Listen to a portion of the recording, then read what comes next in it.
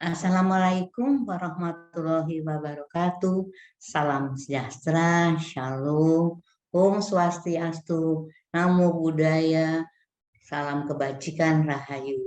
Terima kasih untuk staf dan pengurus Adi Yuswa. Saya mendapatkan kehormatan untuk diundang kemari. Topik pembicaraan kita adalah tentang depresi pada lansia. Perkenankan saya untuk melakukan share screen terlebih dahulu.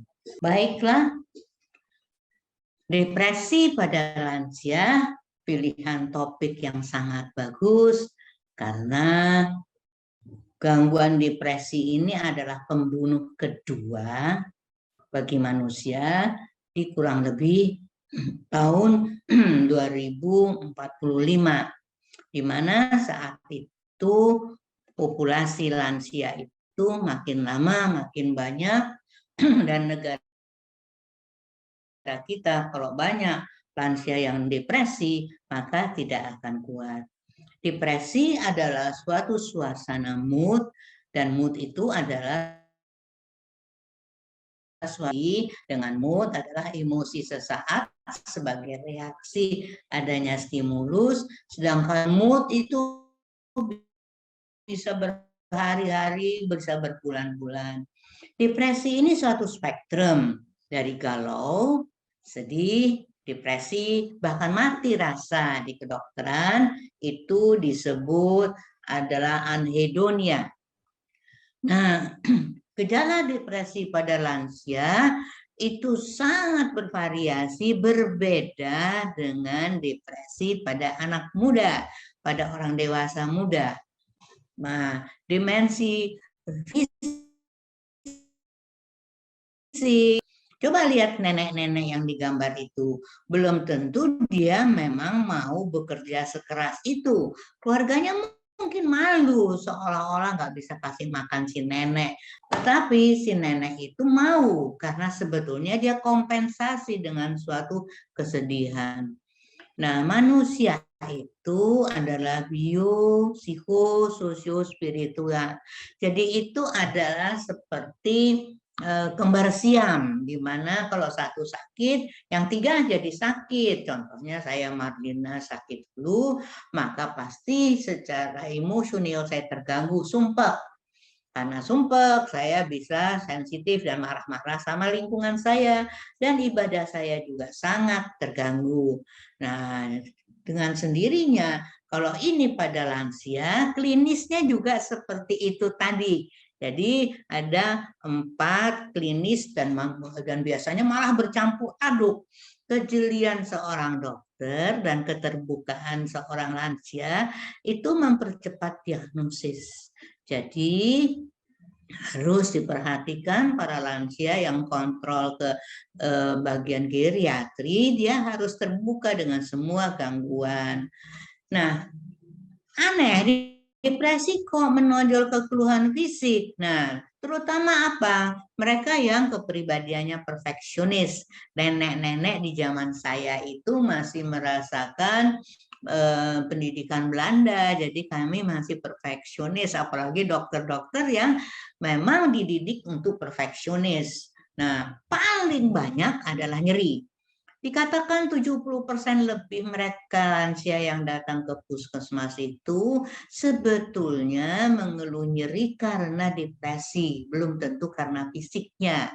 Apalagi gangguan tidur, susah makan, malah lawannya banyak makan. Kok bisa? Bisa. Atau aktivitas menurun sampai dengan berkelawanan, terlalu banyak bekerja, workaholic, itu bisa sebagai suatu nyeri. Kenapa nyeri terbanyak? Karena psikodinamikanya itu banyak lansia menghukum diri sendiri pada akibat perbuatannya di masa lalu. Nah, jadi otot-ototnya tegang di tulang belakang sampai dengan leher dan pundak, dan anatominya sangat berbeda dengan dermatomnya, jadi bagian-bagian syarafnya. Mestinya dokter-dokter itu sudah tahu, tapi sekali lagi kalau nggak terbuka ya begini nih. Hati-hati, keluhan nyeri itu subjektif. antara Marlina dan yang lain berbeda. Ada yang dibesar-besarkan dari aslinya, ada yang dikurangi, ditutup-tutupi dari aslinya. Tetapi bagaimanapun nyeri itu adalah penjumlahan dari semua nyeri yang subjektif, nyeri fisik itu objektif mestinya. Tapi ketutupan dengan nyeri psikologis, nyeri sosial, nyeri spiritual, nyeri finansial, dan nyeri birokrasi. Jadi kalau pas nggak ada duit di akhir bulan, kalau nyeri ya bisa menambah nyeri fisik yang ada. Jadi rematik yang tadinya nggak terasa menjadi lebih terasa. Juga sekarang nyeri birokrasi, sedikit-sedikit harus pergi ke mana, ke RT RW, ada aja gitu yang harus tanda tangan itu menyebabkan seorang lansia itu bertambah nyeri. Pada lansia gak ada tangis menangis, jarang itu tangis menangis. Yang ada mah kadang-kadang juga selain nyeri gangguan tidur, namanya insomnia. Ada insomnia awal, jadi susah banget tidur. Banyak yang dipikir, overthinking, atau pikirannya kosong. Mikirin apa sih? Nggak ada, tapi otakku panas. Nah, itu hang, itu istilah komputer ya kan. Ada insomnia tengah, mimpi-mimpi buruk. Jadi karena kita tidur di mana kita tidak bisa mengaktifasi sistem untuk menahan, semua dendam-dendam amarah di alam tak sadar yang selama ini dipendam keluar sebagai mimpi-mimpi yang buruk. Juga ada insomnia akhir. Jam 1 sudah bangun, terus itu nggak bisa tidur lagi ya. Jadi itu biasanya yang terjadi pada lansia. Sebaliknya gimana? Ada nenek yang tidur melulu. Nah, orang bilang dia melarikan diri dari kenyataan yang pahit. Iya kan, kalau kita tidur kita sejenak, gak usah mikir macem-macem, sing ora-ora, sing boten-boten itu kita nggak usah mikirin. Apalagi gangguan makan, susah makan, bisa karena tak seleranya, bisa karena nggak ada niat, bisa karena motoriknya melamban. Akhirnya dia kurus. Tapi model kayak saya sebaliknya. Kalau saya sedih, banyak makan. Karena apa? Saya seorang obsessional. Saya suka mikir, saya suka overthinking. Kalau saya tidak punya solusi dengan pikiran itu, saya makan. Jadi orang bisa lihat, ini kamu kok gemuk? Pakai pikiran yo. Jadi yang sudah kenal saya mesti ketawa ya. Nah, begitu juga dengan aktivitas motorik. Ada dua pertentangan, ada yang lembut malah tambah diem, kayak kayak menanti seseorang gitu. Ada yang malah aktif, bongkar-bongkar, masak-masak, shopping, judi. Loh, nenek judi ada sekarang makin banyak. Dan mania kerja ya, jadi bisa juga orang nggak pernah berhenti kerja itu karena dia menutupi tanpa sadar kesedihannya. Kita beralih ke dimensi psikologis. Di alam psikologis itu ada 72 kira-kira bentuk emosi yang negatif, yang positif, dan yang di tengah-tengah gitu. Ngacung mereka gitu. Nah, kalau kebetulan yang dekat dengan puncaknya itu marah, maka walaupun sebetulnya dia depresi, maka yang tampak itu marah-marahnya. Karena itu juga ada aneh, orang depresi yang timbul itu riang gembiranya. Kok aneh ya? Itu pasangannya meninggal kok dia malah riang gembira. Karena kebetulan yang ada di puncak gunung es itu adalah gangguan emosi yang lain. Di kota ini adalah gambaran kalau dewasa muda yang yang sedih, dia punya trias, turunnya inisiatif, dia kelihatan sedih, dia lelah tanpa sebab. Nah, pada lansia mesti ada yang agak berbeda dari yang dia ini. Kalau yang pada yang muda karena dia bisa ngomong, dia bisa mengatakan saya rasanya putus asa deh, saya nggak ada harapan di kemudian hari, MDS, masa depan suram, itu yang mudah bagi dokter untuk mendiagnosis. Nah, kebetulan emosi ini sering mengganggu orang berpikir, menalar.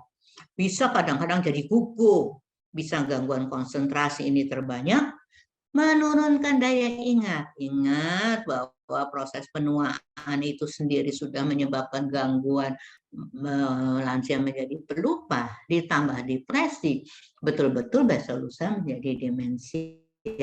Ada teori yang mengatakan kalau seorang lansia terlalu lama sedih, maka dia menjadi seorang yang pikun gitu. Emosi menyempitkan pandangan pikir, namanya discounting, atau menyebabkan wawasannya itu makin sempit, gak bijaksana seperti biasa. Tetapi ada juga emosi itu yang menyebabkan kritikan diri berlebihan. Akhirnya si nenek dan kakek itu menjadi orang yang minder karena dia melihatnya dari sudut kritikan itu tadi. Nah, diskontin itu kayak apa? Jadi dia pakai kacamata kuda, susah kasih saran. Kayak dulu kita masih muda jatuh cinta itu, duh jangan sama itu, bibit bebek bobot, katanya orang tua aku gitu. Jadi saya banyak sekali dilarang itu Kak Dahlia tahu banget itu. Padahal saya kepingin pacaran, soalnya saya dulu masuk sekolah putri nggak ada lakinya jadi saya pengen pacaran. Tapi saya pakai discounting ya gitu. Ada distorsi. Jadi nenek-nenek ini salah analisis dalam kondisi yang menalar karena emosinya itu membuat ruwet itu cara berpikir ini. Nah, ibu-ibu dan bapak-bapak, kita beralih ke dimensi sosial. Apa terjadi pada nenek dan kakek depresi? Yaitu malas bergaul. Malas bergaulnya kenapa? Niatnya kan turun, kemauannya menurun, psikomotornya menurun, self kritiknya gede. Jadi kalau mau bergaul itu kan rada susah ya, beban ya. Kita harus bicara basa-basi busuk. Iya Bu, kita harus ketawa padahal dalam hati sedih. Itu kan capek. Maka depresi pada lansia menyebabkan klinisnya itu kelihatan diem, ngelamun, sampai mengisolasi diri. Jadi hati-hati dengan ada perubahan perilaku ini. Ada juga malah menjadi seorang lansia mandiri menjadi sangat tergantung, dependen. Karena apa? Dia merasa aman kalau ada orang yang menolong. Selalu kritiknya menyebabkan, oh Marlina kamu tuh nggak bisa apa-apa lagi, sudahlah. Nah, kan nggak enak tergantung pada orang. Jadi beban itu paling nggak enak ya. Iya kalau tergantung pada orang, kalau tergantung pada obat dan zat. Saban hari koyo itu sampai ke upun-upun, di lem-lem begitu. Itu jadinya pikirannya obsesi. Itu dimensi sosial. Nah, dimensi spiritual apa? Spiritual itu bukan agama, jadi dibedakan spiritual dan religi. Kalau religi menurut saya itu adalah hubungan khusus antara manusia dengan Tuhannya yang diatur oleh ritual-ritual dan kitab-kitab sucinya masing-masing. Spiritual itu adalah bagian dari manusia itu sendiri yang tetap mengakui adanya kekuatan di atas manusia. Dia orang yang spiritualnya bagus itu adalah orang yang penuh dengan cinta dan kasih sayang. Karena itu pada akhir hayat the spiritual needs-nya orang yang mau meninggal adalah kepingin dicintai dan kepingin dikasihi. Orang spiritualnya baik itu selalu memandang ke depan, ya, visioner. Dan dia kreatif merenda masa depan, gak terserah ya wis takdir nggak ada pakai begitu. Dia selalu ingin menjadi lebih baik. Nah, karena itu sekali lagi depresi pada lansia gejalanya sangat bervariasi dan perlu komunikasi dengan dokter. Depresi biasanya teorinya sering didahului oleh kehilangan objek yang dicintai. Apa saja? Orang yang dikasihi, disayangi, kehilangan harga diri, dikata-katain, kehilangan jabatan, pensiun, kehilangan binatang peliharaan. Saya baru kehilangan kucing kesayangan saya. Berapa hari saya nggak tidur melihat fotonya. Aduh, kucing itu baik banget. Kalau saya kerja begini, dia ngelus-ngelus pipi saya. Aduh, walaupun dia hanya seekor kucing, tapi rasanya saya patah hati banget ya. Perjalanan lanjut, hati-hati pada depresi. Perjalanan lanjutnya bila tidak diterapi sangat berbahaya. Bahkan disebut pembunuh karena sering fatal. Tunggu dulu, objek cinta itu apa sih? Objek cinta itu bisa apa dan siapa? Pokoknya begini, begitu kita mencintai diri kita, kadang-kadang kita kalau melihat orang diamputasi, kita yang lihat aja miris. Bayangkan orang itu. Sama dengan kalau kita kehilangan seseorang yang kita cintai, jiwa kita serasa diamputasi. Aduh, rasanya nggak bisa tidur dan segala macam. Itu betul depresi. Tetapi kalau bahasa Inggrisnya grieving. Berbeda. Enggak, gejalanya sama. Ada juga orang yang ditinggal kekasihnya itu malah kerjanya banyak, malah dia produktif. Karena apa? Menutupi kesedihannya itu. Kehilangan objek cinta itu wajar kalau kita nangis. Wajar kalau kita sedih, malah aneh kalau umpamanya kita tidak nangis dan sedih. Cuman nggak boleh dari 6 bulan. Harus move on. Kalau tidak, kita ini sudah ringkih, lansia, ditambah dengan gangguan-gangguan fisik tadi, maka kita cepat mengalami suatu gangguan. Jadi perjalanan depresi itu apa saja sih? Nah, kita bayangkan kita masang skrup di dinding. Makin kita putar, skrup itu makin dalam, tapi permukaan dinding itu bahasa Jawanya kroak, apa ya? Terluka gitu, melebar, bolongnya itu melebar. Itulah posisi depresi, persis screw drive, skrup. Yang makin dalam berarti dia makin menyentuh organ-organ tubuh. Permukaan makin lebar itu rapuhnya jiwa. Karena itu kalau menyentuh bagian tubuh kita dapat gangguan psikosomatik. Ada organ-organ yang disarafi oleh saraf yang kita tidak bisa kendalikan. Jadinya sakit mah, asma, kulit gatel-gatel, rontok gitu. Bisa juga psikoneuroimunologi, ini lebih serem. Semua imun kita turun jadi autoimun, bahkan timbulnya keganasan. Di lebih 6 bulan menurut Finkel, itu hati-hati. Biasanya keluarga yang sudah ada keturunan ininya kankernya akan melesat dengan baik. Gangguan pusat syaraf otak juga terganggu. Ada gangguan. Ya, seperti radang yang tidak habis-habisnya. Bisa menyebabkan pikun dan juga bisa menyebabkan hal-hal yang lain kita tidak inginkan. Bisa juga kroak tadi, gangguan emosi. Terjadi penelantaran diri. Otak nggak sanggup lagi berdaya guna. Kemungkinan ada dua, dia bunuh diri secara halus atau memang otak sudah tidak bisa berdaya gitu ya. Yang jelas depresi itu menyebabkan dampak kehidupan sehari-hari. Jadi kehidupan sehari-hari jadi kacau. Tidak bisa berpikir dengan jeli, pengambilan keputusan rusak, aktivitas tidak terarah, dan kita harus ingat adanya lansia di rumah itu memberi suatu kehangatan loh. Bahkan ada lansia di rumah itu yang kebetulannya karisma makin bagus, itu menyebabkan rumah itu juga karismanya juga bagus. Jadi jangan bilang kita itu laskar tak berguna. Hadirnya aja bagus, karena itu kita harus tetap menjadi lansia yang baik. Jangan lansia yang nyakitin orang, yang bawel gitu.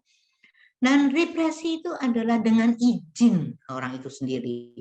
Jadi jangan menganiaya diri sendiri, itu dosa ya. Jadi dengan adanya kekacauan kita malah jadi beban. Aduh ya, jangan sampai ya teman-teman di Adi Yusuf yang kodok tueknya sama saya jadi beban orang, insya Allah kita sampai akhir hayat jadi berguna.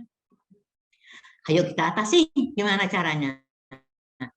Pasti datang hal-hal yang menjengkelkan tadi, toh kenapa terjadi, itu adalah harus di stop. Caranya terserah mau dicubit pokoknya. Kalau yang kebetulan saya muslim, maka astagfirullahaladzim, terus saya nggak mau mikirin itu lagi, itu namanya stop thinking teknik. Setelah di stop itu, bisa dialihkan menjadi obsesi positif ya. Kucingku mati, aduh masih ada kucing lain apa enggak sih, saya obsesi positif. Nanti setelah habis tahun baru, karena akhir tahun tuh pada cucu-cucu pada datang, nah obsesi positif akan saya jaga begini begini begini gitu.